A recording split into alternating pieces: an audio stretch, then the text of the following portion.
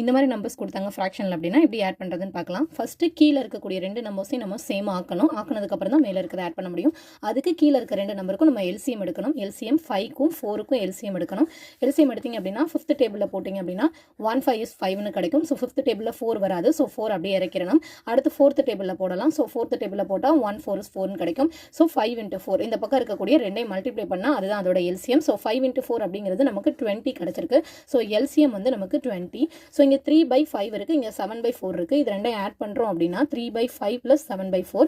இப்போ நமக்கு இந்த இடம் ஃபுல்லாக 20ஆக மாறிடுச்சு. ஓகேவா? ஸோ இதை ஆட் பண்ணுறோம் அப்படின்னா 20னா இங்கே நமக்கு 5 மட்டும் தான் இருக்குது. ஸோ இதை 4ஆல் மல்டிப்ளை பண்ணால் தான் நமக்கு 20 கிடைக்கும். அப்போ கீழே 4ஆல் மல்டிப்ளை பண்ணால் மேலேயும் 4ஆல் தான் மல்டிப்ளை பண்ணோம். ஸோ 3 into 4 அப்படிங்கிறது நமக்கு 12னு கிடைக்கும். அதே மாதிரி இங்கே 4 இருக்குது. 4ஐ 5ஆல் மல்டிப்ளை பண்ணால் நமக்கு 20 கிடச்சிடும். அதே மாதிரி மேலேயும் 5ஆல் மல்டிப்ளை பண்ணுங்கள். 7 5s are 35 அப்படின்னு கிடைக்கும். இது ரெண்டையும் ஆட் பண்ணோம் அப்படின்னா 47 / 20. இதுதான் இதோடைய ஆன்சர்.